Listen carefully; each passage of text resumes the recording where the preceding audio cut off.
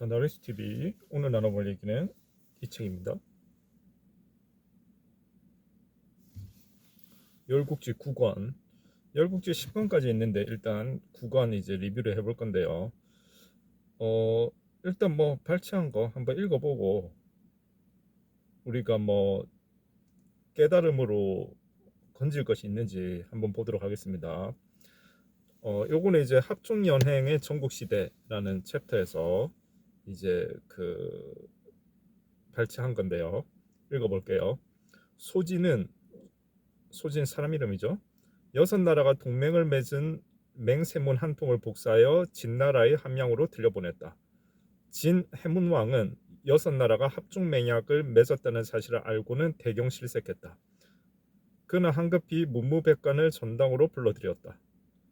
진나라의 대부들은 맹약문을 보고 의논이 분분했다. 여섯 나라가 동맹을 맺으면 진나라의 위협이 되는 것은 불보듯 뻔한 일이었다. 소진이 과연 훌륭하게 합종을 성사시켰군. 장의는 속으로 탐복했다. 이해득실이 다른 여섯 나라를 하나로 모으는 것은 결코 쉬운 일이 아니었다. 소진처럼 뛰어난 유세객이 아니면 불가능한 일이었다. 과연 소진은 설득과 타협의 기제라 할 만했다. 합종연행은 이제 아마 아시는 분들은 잘 아실 텐데 이게 지금 보면은 이제 나라가 이제 굉장히 크고 나머지 이제 여섯 나라가 이제 그 다 합쳐서 힘을 합쳐야만 진나라 하나와 맞서 싸울 수 있는 그런 형국으로 지금 전국 시대가 흘러가고 있는 상황이었고요. 그러면 진나라에는 장의라는 인물이 이른바 이제 책략가로 있고 뭐 우리나라 지금으로 치면 뭐 국무총리급쯤 되는 사람이겠죠. 그 다음에 나머지 여섯 나라는 이제 소진이란 인물이 이제 그 어떤 국무총리 비슷한 일을 하면서 또 이제 자기가 직접 그 자리에 있지 못한 나라는 왕을 찾아가서 왕을 설득하면서 그렇게 이제 여섯 나라의 동맹을 만들어내는 그러한 형태의 지금 상황을 얘기하는 거예요. 그런데 지금 장의와 소진은 이제 둘 다 이제 귀국 선생한테 배운 두 제자라고 그렇게 이제 묘사가 되고 있고요, 보통. 그런데 이제 그 이른바 이제 그 귀국 선생, 귀국자 그 사람의 제자들이 나와서 이제 그 장인은 합종책, 그러니까 이제 진나라가 세니까 너 다른 소국들이 이제 진나라 밑으로 들어와서 이른바 이제 진나라를 받들어 모시면서 그렇게 연명을 하는 것이 맞다라는 것이고, 소진은 나 아니다, 여섯 나라가 힘을 합쳐서 진나라와 대항하고 맞서 싸워서 힘의 균형을 이룩해야만 이 나라가 이제 보장될 수 있다, 너희들의 나라가 보장될 수 있다라고 하는 것이고, 그 두 개의 전략이 서로 맞서 싸우게 되는 그러한 시대를 이야기합니다.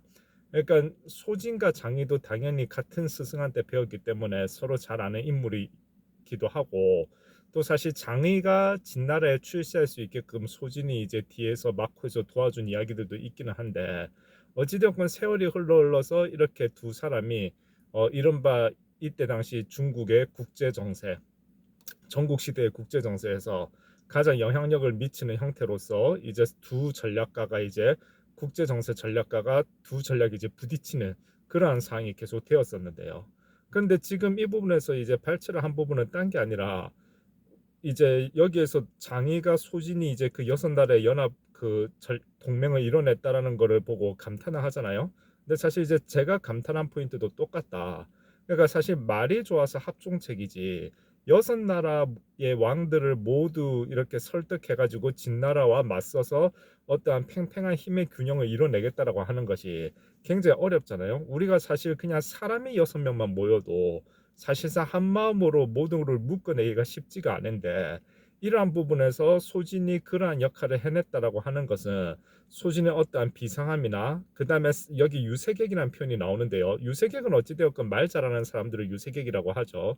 그래서 이제 이러한 소진의 뛰어난 어떠한 웅변술, 이거를 통해서 설득과 타협을 잘 해냈기 때문에 이루어질 수 있는 일이었다라고 하는 부분인데, 그러한 측면에서 사실상으로는 지금도 마찬가지겠지만 이른바 좀 말을 잘한다, 상대방을 좀 설득을 할 줄 안다 라고 하는 그러한 어떠한 자질이 얼마나 필요한 것인지, 그리고 크게는 정말 이런 국가 간의 어떠한 외교에 있어서도 그러한 자질을 통해서 이 나라의 운명이 좌우될 수 있다라고 하는 부분을 보았을 때 우리가 나름의 논리와 그 다음에 세련된 말투와 그 다음에 상대방의 심리를 이해하는 그러한 예리함 등을 키워낼 필요가 있다라고 하는 그러한 깨우침을 좀 얻을 수 있겠죠. 그래서 아마 제가 이 부분을 발췌를 한 것이 아닌가 판단이 들고요. 그 다음에 또 재밌는 거 하나 더 읽어보겠습니다. 옛날에 한 임금이 천리마를 얻기 위해서 연인에게, 사람 이름입니다, 연인에게 황금 천냥을 주면서 천리마를 구해오라는 영을 내렸다. 이에 연인은 황금 천냥을 가지고 천하를 주유하기 시작했다. 그러나 천리마를 찾는 일은 쉽지 않았다. 연인이 하루는 어느 마을에 이르렀는데 사람들이 죽은 말을 빙 둘러싸고 혀를 차고 있었고 한 사람이 말을 부둥켜 안고 슬피 울고 있었다. 연인이 무슨 일로 저 사람이 슬피 우느냐고 구경꾼들에게 묻자 구경꾼들은 천리마가 죽었기 때문에 말 주인이 울고 있는 것이라고 말했다. 연인은 두말 없이 황금 500냥을 주고 죽은 천리마의 뼈를 사가지고 돌아왔다. 이제 커테션 마크. 천리마를 구해 오랬더니 어찌하여 죽은 말을 가지고 왔느냐? 임금이 노발대발하여 연인에게 물었다. 연인이 가지고 온 천리마는 먼 길을 오느라고 뼈만 남아 있었다. 다시 커테션 마크. 천리마는 귀한 말이라 사람들이 집에 숨겨두고 키우고 있습니다. 그러니 어느 집에 천리마가 있는지 어찌 알겠습니까?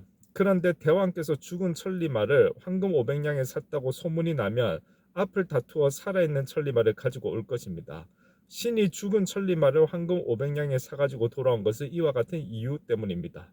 연인의 말을 들은 임금은 크게 탐복했다. 과연 다음 날부터 천리마를 갖고 있는 사람들이 다투어 임금을 찾아왔다. 자, 이것도 굉장히 이제 기가 막힌 지혜죠.